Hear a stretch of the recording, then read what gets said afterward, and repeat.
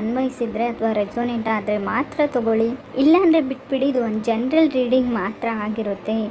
First card ನನಗೆ knight of wands ಬಂದಿದೆ. Quite good looking ಅಂತ ಕರಿತೀವಿ ನೈಟ್ ಆಫ್ ವಾಂಡ್ಸ್ನ, ನೀವು ಅಥವಾ ಅದರ್ ಪರ್ಸನ್ನು. But trying to invest something ಅಂತ ಹೇಳುತ್ತೆ. ಅಥವಾ ಎನರ್ಜಿನ ಡೆವಲಪ್ ಮಾಡ್ಕೊಳ್ಬೇಕಾಗಿರ್ಬೋದು, ಅಥವಾ ಜಿಮ್ ಮಾಡ್ತಾ ಇರ್ಬೋದು, ಎಕ್ಸಸೈಸ್ ಮಾಡಬೇಕು ಅಂತ ಅಂದ್ಕೊಂಡಿದ್ದೀರಾ. ಡೈಲಿ ನಾನು ಎಕ್ಸಸೈಸ್ ಮಾಡ್ತೀನಿ, ಡೈಲಿ ನಾನು ಜಾಗ್ ಮಾಡ್ತೀನಿ ಅಂತ ಡಿಸೈಡ್ ಆಗ್ಬೋದು.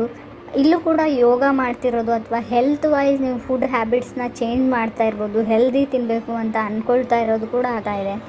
ಸೆಕೆಂಡ್ ಕಾರ್ಡ್ ನನಗೆ 2 ಆಫ್ ಸಾರ್ಡ್ಸ್ ಬಂದಿದೆ. ಇವಾಗ ಹಿಂದೆ ಇದ್ದ ಸಿಚುವೇಶನ್ ಏನೇ ಇರಲಿ, ತುಂಬ ಗೊಂದಲಗಳಿರಲಿ, ಏನೇ ಇರಲಿ, ಇದರಲ್ಲಿ ನಿಮಗೆ ಒಂದು ಕ್ಲಾರಿಟಿ ಕಾಣುತ್ತೆ. ಏನು ಮಾಡಬೇಕು, ನಾನು ಏನು ಡಿಸೈಡ್ ಮಾಡಬಹುದು ಅನ್ನೋ ಕ್ಲಾರಿಟಿ ಕಾಣುತ್ತೆ ಅಂತ ಕಾರ್ಡ್ಸ್ ಹೇಳ್ತಾ ಇದೆ. ಥರ್ಡ್ ಕಾರ್ಡ್ ನನಗೆ ಕಿಂಗ್ ಆಫ್ ವಾಂಡ್ಸ್ ಬಂದಿದೆ. ತುಂಬ ಇಂಟರ್ಪ್ರೀಟ್ ಮಾಡಬೇಡಿ ಅಂತ ಹೇಳುತ್ತೆ. ಅಂದರೆ ಇಂಟ್ರಪ್ಟ್ ಮಾಡಬೇಡಿ ಬೇರೆಯವ್ರಿಗೆ, ನಂಗೆ ಅದು ಬೇಕು, ನಾನು ಮೀಟ್ ಆಗೋಣ, ಸೊ ಮೇ ಬಿ ನಾವು ಯಾವಾಗ ಮೀಟ್ ಆಗ್ತೀವಿ, ನಾವು ಯಾವಾಗ ತೊಗೊಳ್ತೀವಿ, ಯಾವಾಗ ಹೋಗ್ತೀವಿ, ಈ ಥರ ಅದರ್ ಪರ್ಸನ್ಗೆ ನೀವು ತುಂಬ ಡಿಸ್ಟರ್ಬ್ ಮಾಡ್ತಾ ಇದ್ದೀರಾ. ಅಥವಾ ಅದರ್ ಪರ್ಸನ್ ನಿಮಗೆ ತುಂಬ ಹಿಂದೆ ಬಿದ್ದು ರಶ್ ಮಾಡಿ ಪದೇ ಪದೇ ಅಂತ ಹೇಳುತ್ತೆ. ಕೆಲವ್ರಿಗೆ ಹೊಸ ಪರ್ಸನ್ ಬರುವಂಥ ಚಾನ್ಸಸ್ ಇದೆ. ಇನ್ನು ಕೆಲವ್ರಿಗೆ ಫ್ಲರ್ಟಿಂಗ್ ಎನರ್ಜಿ ಇದೆ.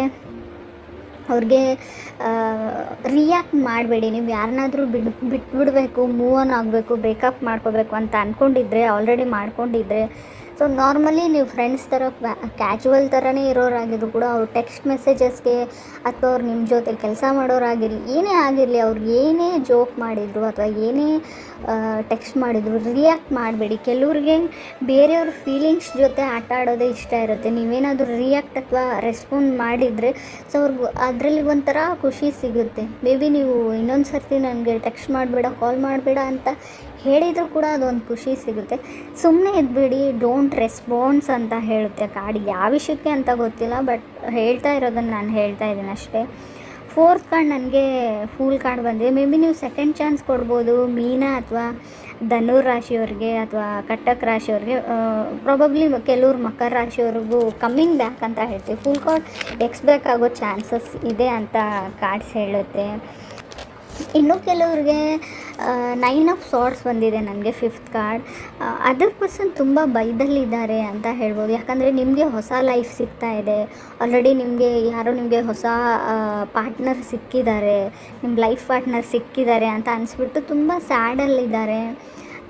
ಅವ್ರಿಗೆ ಗೊತ್ತು ಅವರೇ ಏನೋ ರಾಂಗ್ ಮಾಡಿದ್ದೀನಿ, ನಾನು ಆ ಥರ ಹೇಳಬಾರ್ದಿತ್ತು, ಆ ಥರ ಮಾಡಬಾರ್ದಿತ್ತು, ನನ್ನ ಆಪರ್ಚುನಿಟಿ ಅಥವಾ ನನ್ನ ಲೈಫ್ನ ನಾನೇ ಹಾಳು ಮಾಡಿಕೊಂಡೆ ಅಂತ ಕೂಡ ಅದರ್ ಪರ್ಸನ್ಗೆ ಅನ್ನಿಸ್ತಾ ಇದೆ. ಸಿಕ್ಸ್ತ್ ಕಾರ್ಡ್ ನನಗೆ ಪೇಜ್ ಆಫ್ ಕಪ್ಸ್ ಬಂದಿದೆ. ನಿಮ್ಮ ಬೆಂಕಿ ಜೊತೆ ಆಡ್ತಾ ಇದ್ದೀನಿ ಅಂತ ಅನಿಸ್ಬೋದು. ನಿಮಗೂ ಅಥವಾ ಅದರ್ ಪರ್ಸನ್ಗೂ ಗೊತ್ತಿಲ್ಲ. ಆ ಪರ್ಸನ್ಗೆ ಪುಷ್ ಆ್ಯಂಡ್ ಫುಲ್ ಇಷ್ಟ. ಅಂದರೆ ತುಂಬ ಚೆನ್ನಾಗಿರೋದು ಇಷ್ಟ ಇಲ್ಲ. ಅವಾಗವಾಗ ಜಗಳ ತೆಗೆದ್ಬಿಟ್ಟು, ಅವಾಗವಾಗ ಕೋಪ ಮಾಡ್ಕೊಂಡ್ಬಿಟ್ಟು ಮಧ್ಯೆ ನೀವು ಅವ್ರನ್ನ ಬ್ಲಾಕ್ ಮಾಡೋದು, ಅವ್ರು ನಿಮ್ಮನ್ನು ಬ್ಲಾಕ್ ಮಾಡೋದು, ಕಮ್ಯುನಿಕೇಷನ್ ಸ್ಟಾಪ್ ಮಾಡೋದು ಕೂಡ ಅವ್ರಿಗೊಂಥರ ಖುಷಿ ಅಂತ ಹೇಳ್ತಾ ಇದೆ. ಡೆವಿಲ್ ಕಾರ್ಡ್ ಇದೆ ಲಾಸ್ಟ್ ಕಾರ್ಡ್ ನನಗೆ. ತುಂಬ ಪ್ಯಾನಿಕಲ್ಲಿದ್ದಾರೆ ನೀವು ಕನೆಕ್ಟ್ ಆಗಿರೋ ವ್ಯಕ್ತಿ, ಅಥವಾ ನೀವು ತುಂಬ ಆಗಷ್ಟಲ್ಲಿ ಪ್ಯಾನಿಕ್ ಆಗಿಬಿಡ್ಬೋದು. ಆ ವ್ಯಕ್ತಿ ನನ್ನಿಂದ ದೂರ ಹೋಗಿಬಿಡ್ತಾರೆ ಅಂತ ಅನಿಸ್ಬೋದು, ಅಥವಾ ಒಂದು ಆಪರ್ಚುನಿಟಿ ನನ್ನಿಂದ ಹೋಗಿಬಿಡುತ್ತೆ ಅಂತ ಅನಿಸ್ಬೋದು. ವರ್ಕ್ ಲೈಫ್ ಕೂಡ ಬ್ಯಾಲೆನ್ಸ್ ಇದೆ. ಇನ್ನು ಸ್ಟಡೀಸ್ ಬಗ್ಗೆ ಹೇಳೋದಾದರೆ 9 ಆಫ್ ಸಾರ್ಡ್ಸ್ ಇದೆ. ತುಂಬ ಡಿಸ್ಟರ್ಬೆನ್ಸ್ ಇರುತ್ತೆ. ನೀವು ಚೆನ್ನಾಗಿ ಓದಬೇಕು ಅಥವಾ ಚೆನ್ನಾಗಿ ಏನೋ ಮಾಡಬೇಕು ಅಂದರೆ ಏನಾದರೂ ಒಂದು ಡಿಸ್ಟರ್ಬೆನ್ಸ್ ಇರುತ್ತೆ.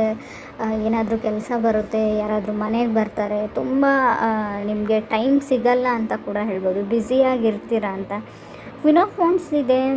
ಯಾರಿಗೋ ನೀವು ಕ್ವೀನ್ ಥರ ಏನಂತಾರೆ ಟ್ರೀಟ್ ಮಾಡಬೇಕು, ಅವ್ರಿಗೆ ಒಂಥರ ರಾಣಿ ಥರ ಇರೋಕ್ಕೆ ಇಷ್ಟಪಡ್ತಾರೆ.